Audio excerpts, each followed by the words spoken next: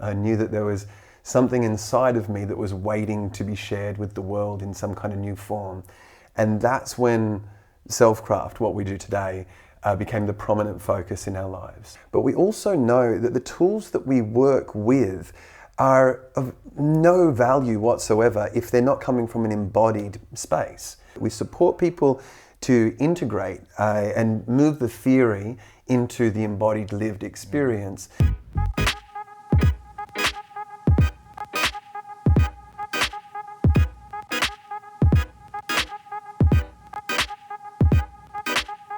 Welcome to this new episode, and today I am here with Cairo. How are you, Cairo? Very good, thank you very much, Luca. Very nice. So Cairo is the founder of Self-Craft. Along with my wife, yeah. Along with your wife, indeed. And you inspiring coaches and people to develop and personally as well as providing services to others, is that right? Yeah, I suppose you could say it's a mixture of personal and professional development that we do, and we like to say we're kind of where the spiritual meets the professional or the spiritual meets the practical.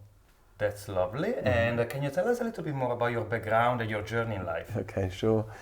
So, well, I'm going to start first of all and say, so Self-Craft's an intimate education academy, and that echoes me and my path. So, something to know about me is, so I've got this name, Cairo Rha, which is kind of an alternative name, but that's what I was born with. So I was born into alternative community. And from when I started at school, I went to little schools that people might think of as hippie schools, call the teachers by first name. In Australia, we've all got uniforms, but not at the schools I went to. And one of the schools I went to for 10 years, I went on to become a teacher there. Also, 7 years full-time, another few years on top of that in terms of teaching in other contexts. So I spent 20 years of my life at this little school in Australia where the focus was the purpose of education is to grow in love, grow in our capacity to love ourselves, each other, and the earth. And that the pathway towards that is relationship. So every choice we make as a faculty is to go, how does this nurture people's relationship to themselves? How does it nurture our relationship to one another? And does it honor the environment in which we find ourselves? And so what I really gained from this is a conviction that if we want to create spaces in which deep learning takes place, the most important thing is the quality of the relationships that we share with each other. So that's something that we've sought to create inside of Self-Craft. But why I chose to go in this direction of creating services, creating programs, having an intimate education academy is because in spite of having lovely parents, in spite of having a great education, I still, by the time I was a teenager and as a young man, I was suicidally depressed in various points along the way.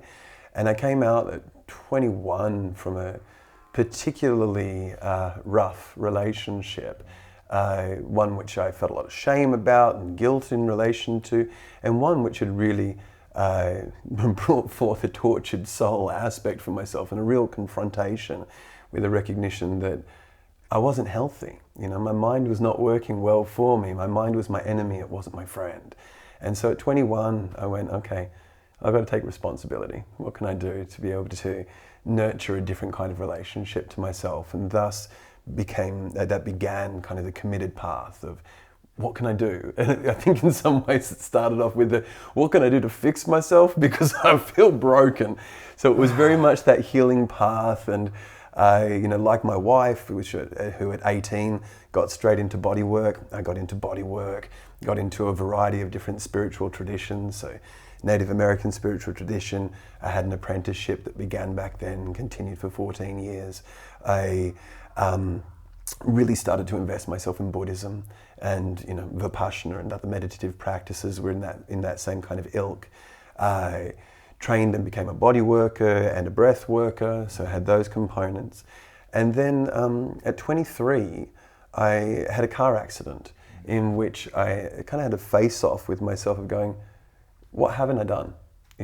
If I was to die now, where would I feel incomplete? And since a relatively young age, I had a real passion for theatre, for acting.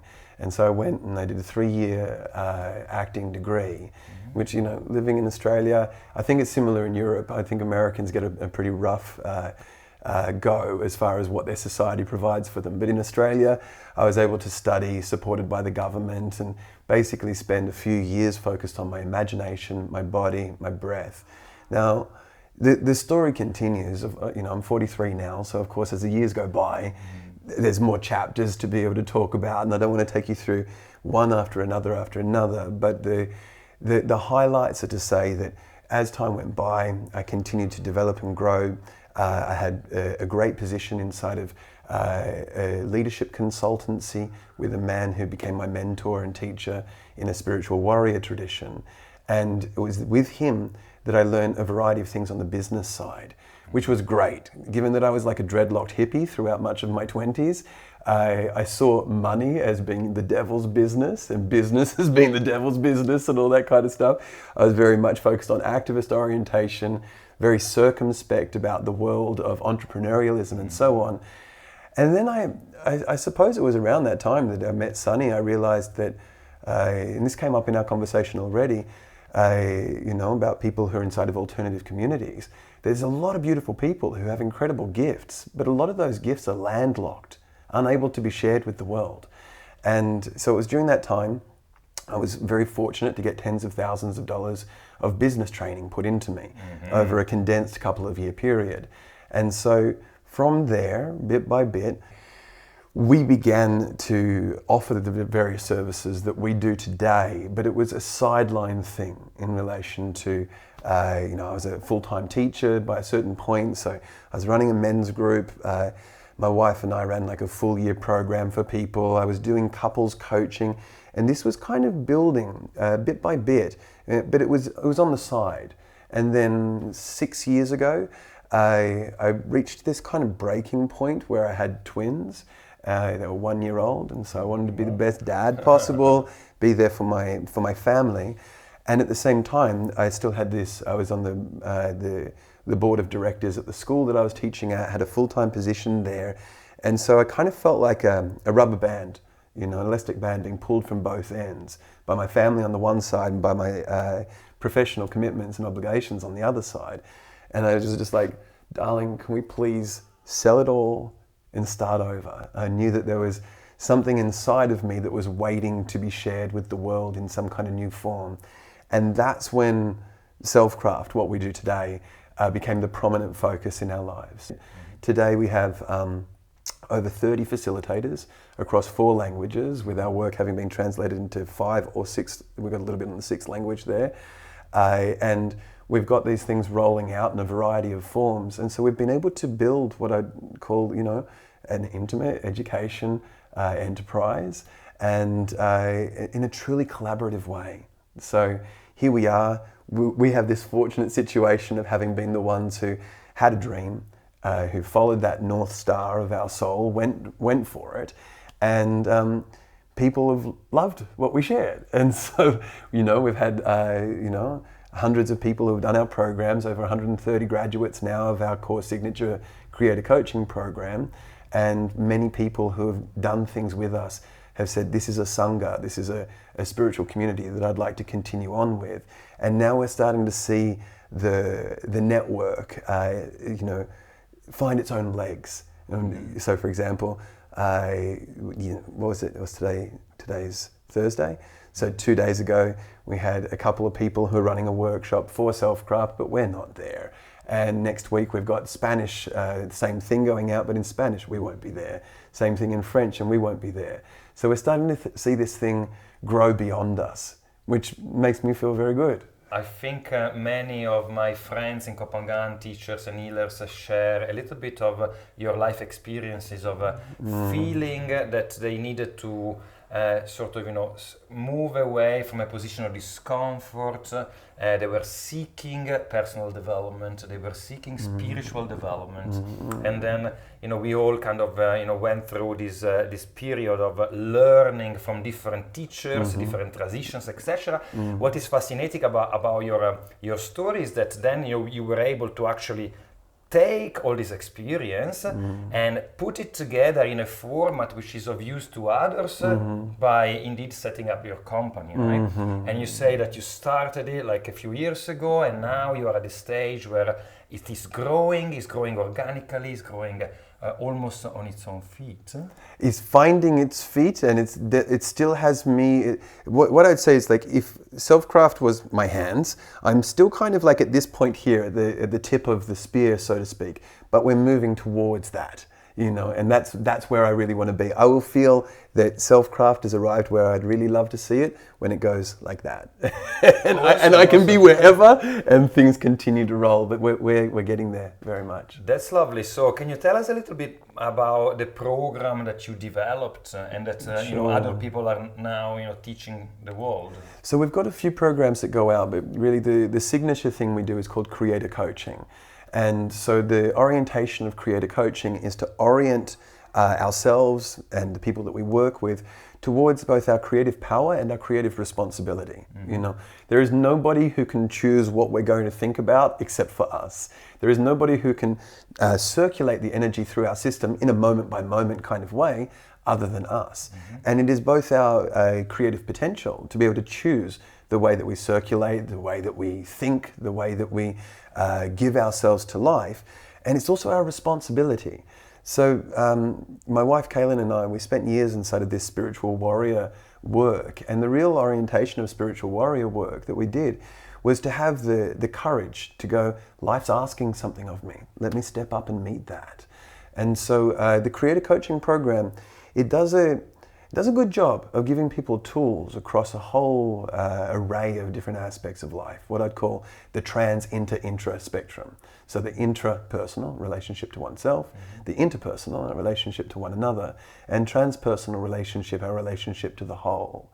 So what we do is we take people through an 8-month process in which they learn the core aspects of coaching, which I'd call the lips of coaching.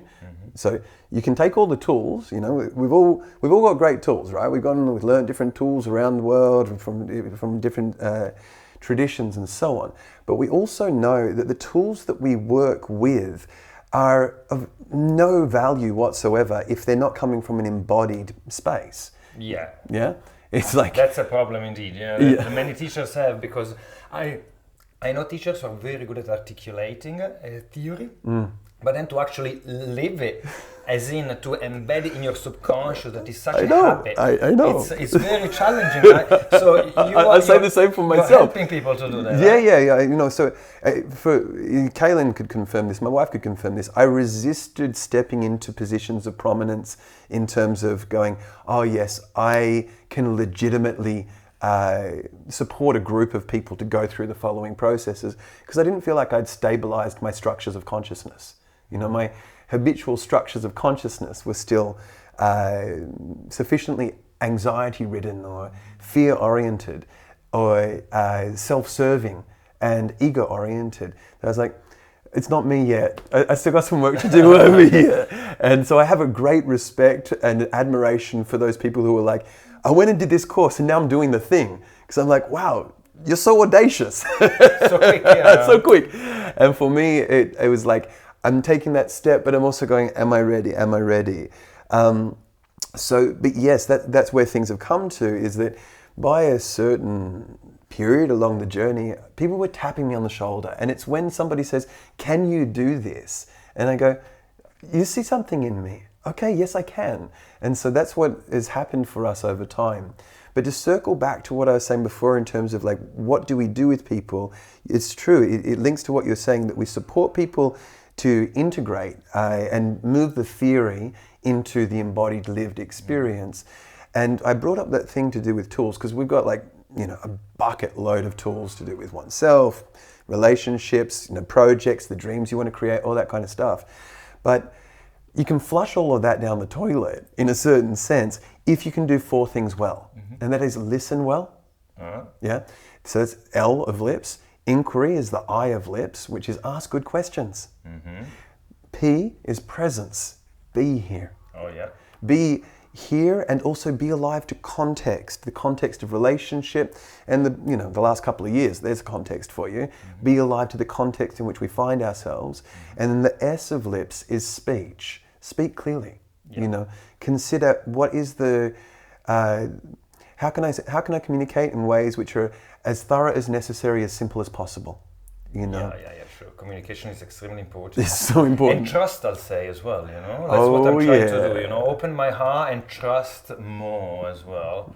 That's also, I think, is a key component of a good relationship. But I really love the way that you put relationships at the core of what you do, because indeed, I think in the modern world, if we can have healthy relationships with ourselves, with others, we can effectively communicate. It's a lot easier to become successful because it's easier to become understood, to understand others, to fit within a whole that is harmonious and functional, right? Yes, indeed. It's so beautiful that you bring that up. I actually go, what are we in need of? And yes, of course, the mindfulness, the personal development, the kind of personal spiritual revolution that we've seen in the West over the last 50 years or so is instrumental, because where we're operating from is instrumental to how we show up in life.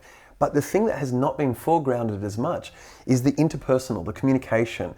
And so I think we're in need of an interpersonal development revolution, because how many times do we see, oh, I've got it now, I've shifted inside of myself. Then you go back to your relationships, go back for Christmas or do something like that.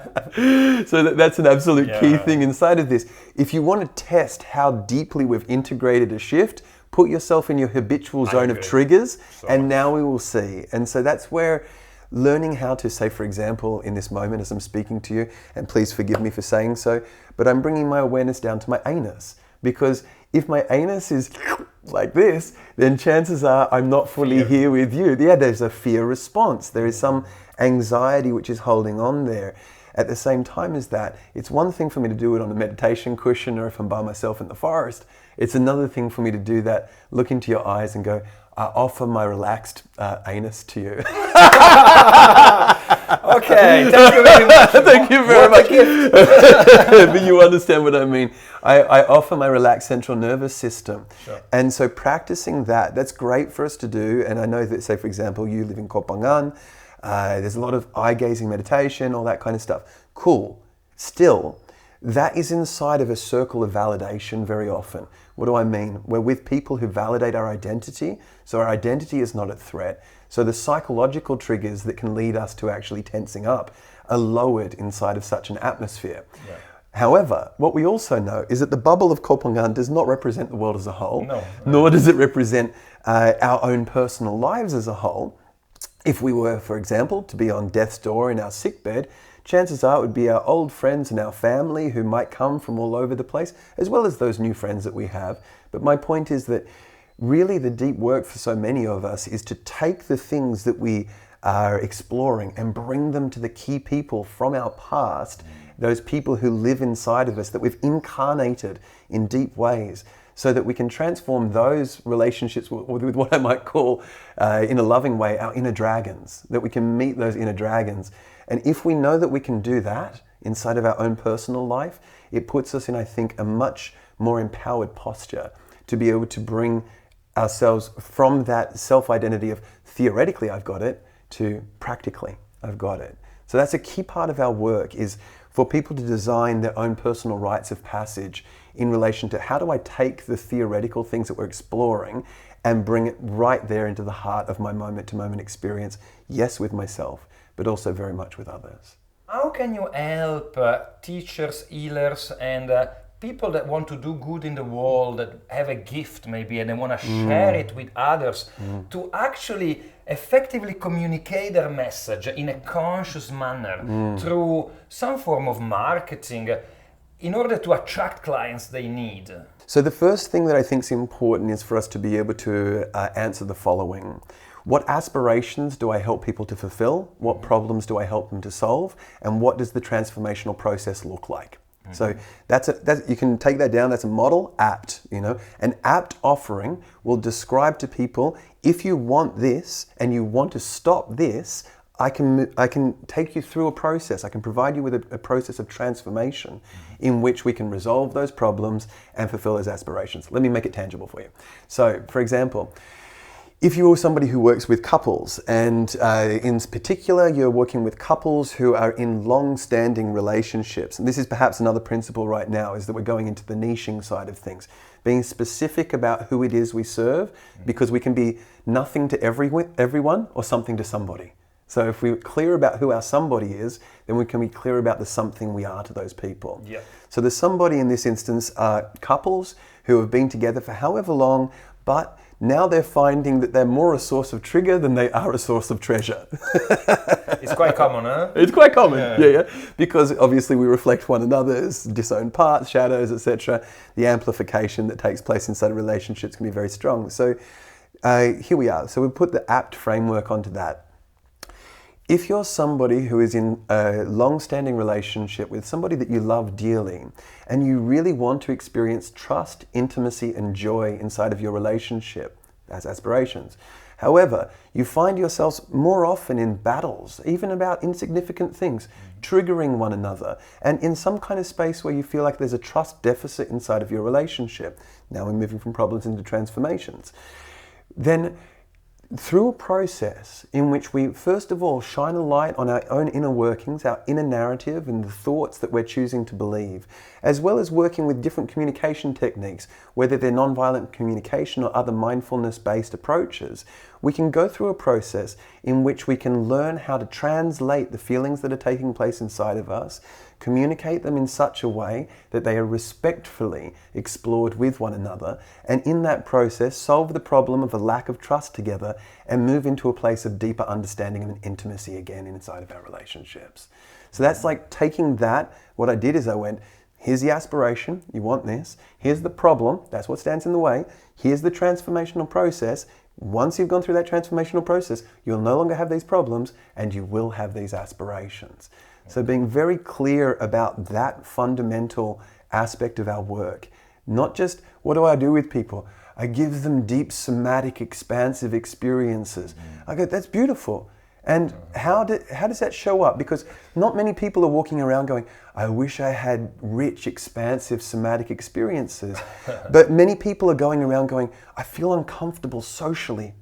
I feel uncomfortable when I'm lying in bed by myself. So talk about that. Talk about the real sufferance and the real desire. I want to feel comfortable in my own skin. I want to feel comfortable when I look into somebody else's eyes, not worried that they're going to see something that I'm ashamed of them seeing, but rather open to being seen, and whatever is there inside of me, I accept it, you accept it. Now, if we can join people inside of their inner dialogue, then they can understand our work better, because people don't care who you are or what you do until it's relevant to who they are and what they want. Okay, so starting from this framework of fully understanding the process of articulating a need and finding some sort of solution that you can be instrumental, then you want to articulate this in some sort of message which includes sort of websites, which includes social media messages, which Maybe. includes, yes, what is the next? Because I understand it from a theoretical perspective, it's very beautiful indeed. So it's very important to know very well what you want to offer and how to structure that in a way or another. And then how do you convey it to potential clients? So I'd say where I was a moment ago was in the conveyance. That's inside of the messaging.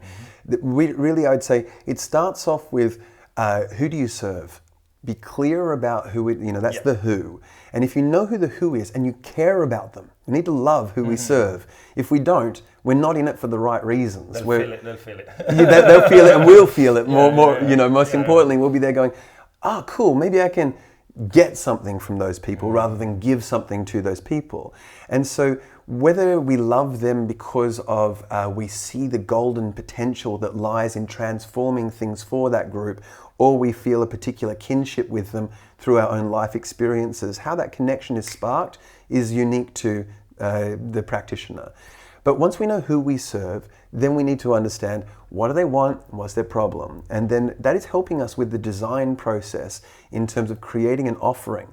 Now, here is where things get kind of sticky for a lot of therapists and coaches, and that is that many people offer what I might call healing, or what I might call something which is going to bring people deeper inner peace, these kinds of things.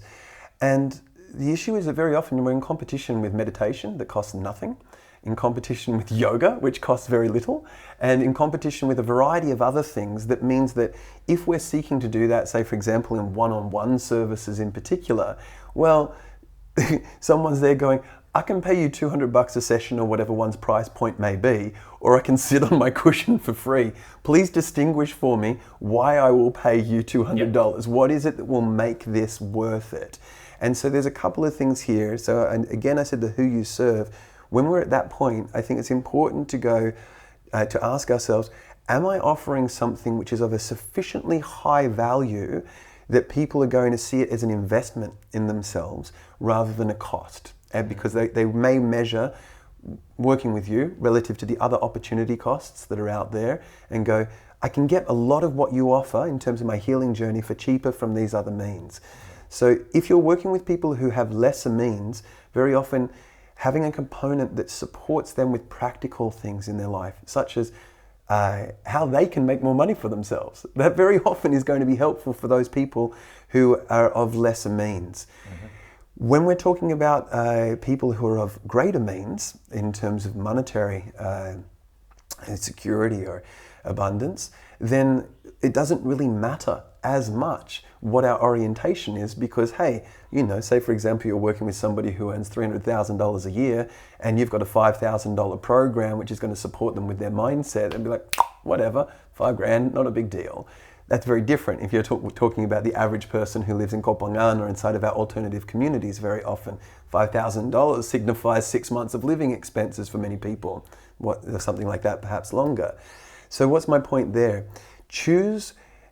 When you choose the tribe that you want to serve, be clear about how well you're meeting their needs and what their means are.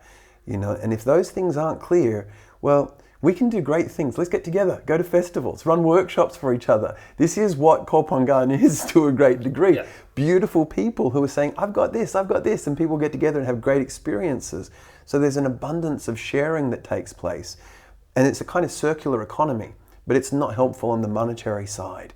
Because if everybody sells something to the next person, then basically you've got the same amount of money in circulation and people have spent what they've made on other people.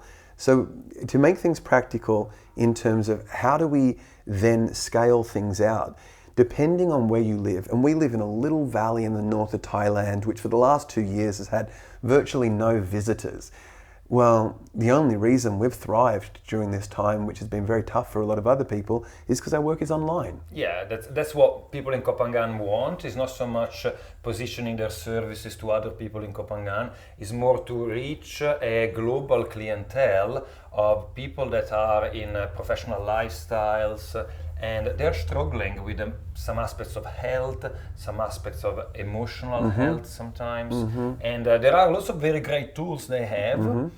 And they try, maybe they start a website, they have a mailing list, etc. But then it's difficult to reach to a point where you have a steady stream of clients that are very committed, that are of course paying you for your services. In Kopangan, I can think of 3 or 4 online coaches. So one that is selling meditation retreats and experiences and training online. There's another gentleman who's very well established with the breath work.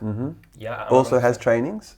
Big trainings as well. Yeah, mostly. I think most people that actually are successful at some point do develop not just the retreat, but the training aspect. There's a theme, isn't there? And one of the things that we can see is very often the people who create trainings, they're either, and they can be both, but they are very much, they live their work and people can feel that inside of them and therefore feel faith in that person through some link that they've had with them, whether it be through a third party or a direct encounter. But then the other component is it's people who create content. There is like, the more that we are content creators, the more we have to share. And the more it legitimizes what we have to share as not just being an ephemeral form of wisdom that can come through or not, depending on the moment, but rather has, as you said a couple of times earlier, form and structure. So really on the practical meat on bones marketing side, there's too many strategies for us to go into. But one thing is, and I am no star inside this space, you know, like you, I'm a greybeard, you know, I'm on my way into, I'm in my 40s now, social media, I'm inconsistent. I know how to create provocative conversations that get engagement, but in terms of outreach and consistency, I'm not a good person to look to in that regard. What I'm good at is creating spaces in which people connect with one another deeply. Mm-hmm. I'm also good at asking inappropriate questions too soon. Okay, well, I'm good at that too, actually. If you're not a social media inclined person, I suppose the first thing to recognize is that we're in the business of trust. You know, that is really, whether someone chooses to do something with us or not, is largely based on how they feel. Not on how much you've convinced their head, but on how much they feel alive, secure, free, you know, in the space of possibility when they're being with us. So again, on that front, that means, and I think this is something people do very well often in the alternative community, but it means connect deeply with people everywhere you go. Be authentically curious, and also create contexts in which people can come together with one another, which we give freely.